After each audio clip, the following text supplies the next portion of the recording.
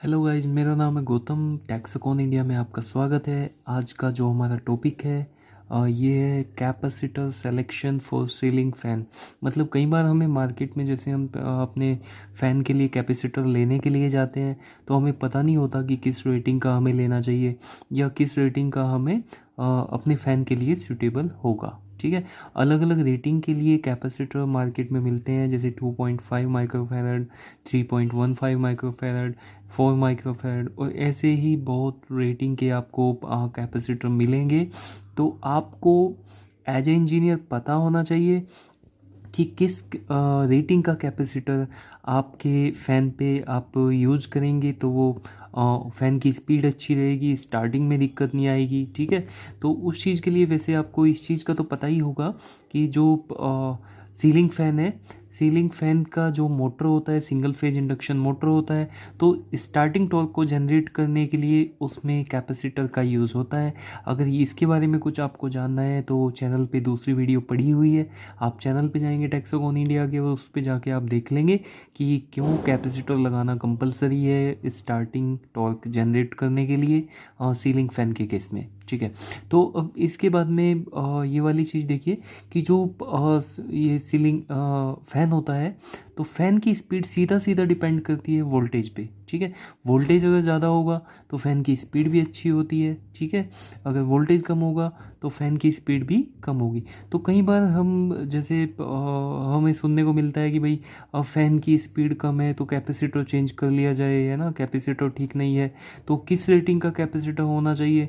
ठीक है, तो किस वजह से उसकी स्पीड कम आ रही है, कहीं हम जो नया कैपेसिटर लेके आएंगे वो गलत रेटिंग का आ गया तो फ़ैन को भी डैमेज कर देगा, उसकी वाइंडिंग भी बर्न हो जाएगी।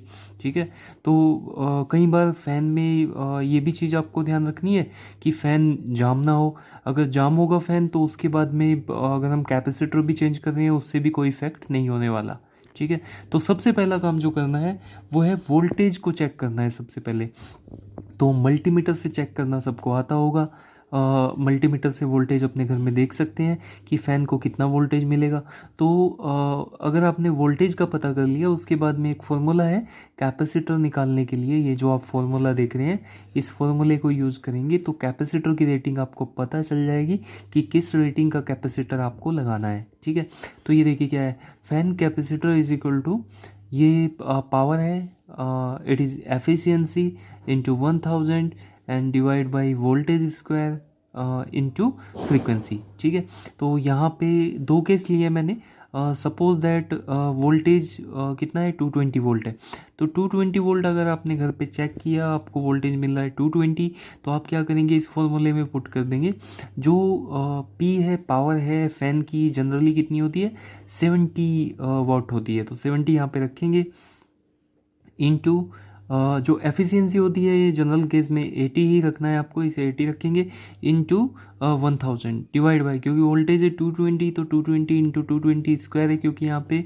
ठीक है, इसके बाद में यहाँ पे इंटू फ्रीक्वेंसी इंडिया में होती है 50, तो 50 यहाँ पे रखेंगे। अब अगर इसे हम कैलकुलेट करेंगे जैसे मैंने पहले किया हुआ है तो मैंने इसे कैलकुलेट करके देखा तो it is equal to 2.31 microfarad. तो इस केस में सपोज दैट आपको चूज करना है तो 2.5 का या इससे थोड़ा कम भी 2.25, ठीक है, वो माइक्रोफैरड इस चीज़ के लिए ओके रहेगा। तो 2.5 माइक्रोफैरड 220 वोल्ट के हिसाब से बिल्कुल ओके है।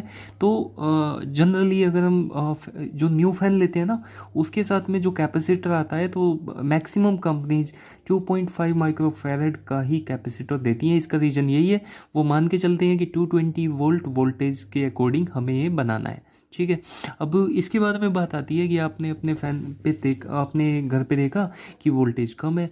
तो अगर वोल्टेज कम आ रहा है आपके वहाँ पे किसी वजह से, सपोज दैट 180 वोल्ट आ रहा है, तो इसको अगर हम अभी फॉर्मूले में रख के देखेंगे और निकाल के देखेंगे कैपेसिटर की रेटिंग कितनी होनी चाहिए फुल स्पीड के लिए, तो यहाँ पे 70 एज इट इज रखना है, 80 efficiency into 1000 divide by 180 into 180 जो कि वोल्टेज है इंटू 50 हर्ट्स।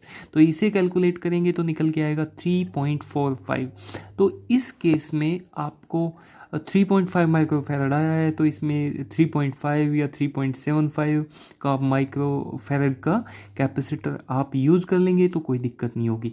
बट ये चीज़ मैं इसलिए बता रहा हूँ कि किसी भी केस में आप ऐसे नहीं देख सकते कि आपने कोई भी कि भाई स्पीड कमा रही है। कई बार आपने सुना होगा शॉप पे कैपेसिटर लेने के लिए जाते हैं तो बोलते हैं भाई ज़्यादा रेटिंग का देना, तो ज़्यादा रेटिंग का कैपेसिटर अगर लगा देंगे और वहाँ पे जो डिमांड है वो उतने की नहीं है, ठीक है, तो फिर प्रॉब्लम आएगी। जैसे इस केस में आपके घर पे सपोज दैट वोल्टेज 220 है और आपने वोल्टेज को चेक नहीं किया, आपने देखा फ़ैन की स्पीड कम आ रही है, करेक्ट है, तो आपने क्या किया 2.31 इसका निकल के आएगा कैपेसिटर की रेटिंग, बट आपने क्या किया ऐसे ही 4 माइक्रोफैरड का या 3.15 का माइक्रोफैरड का कैपेसिटर वहाँ पे यूज़ कर लिया, तो उससे क्या हो सकता है फ़ैन की वाइंडिंग जाने के चांसेस रहेंगे, ठीक है।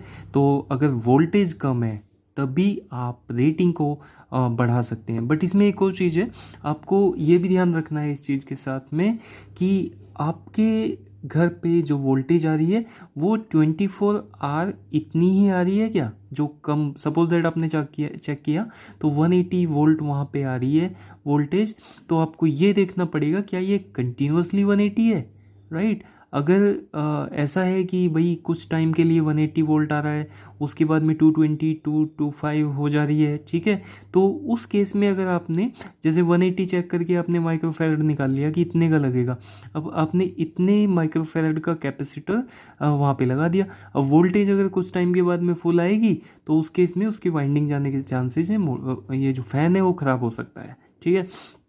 तो अगर आपकी वोल्टेज कंटिन्यूसली लो है तभी आप रेटिंग को कैपेसिटर की बढ़ा सकते हैं, अदरवाइज नहीं, ठीक है।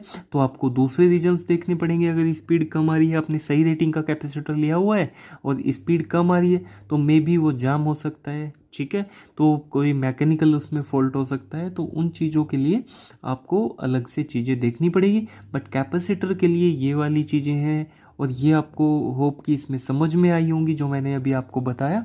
तो ये video capacitor selection for ceiling fan ये मैंने आपको समझाया, होप कि आपको समझ में आया होगा। थैंक्स।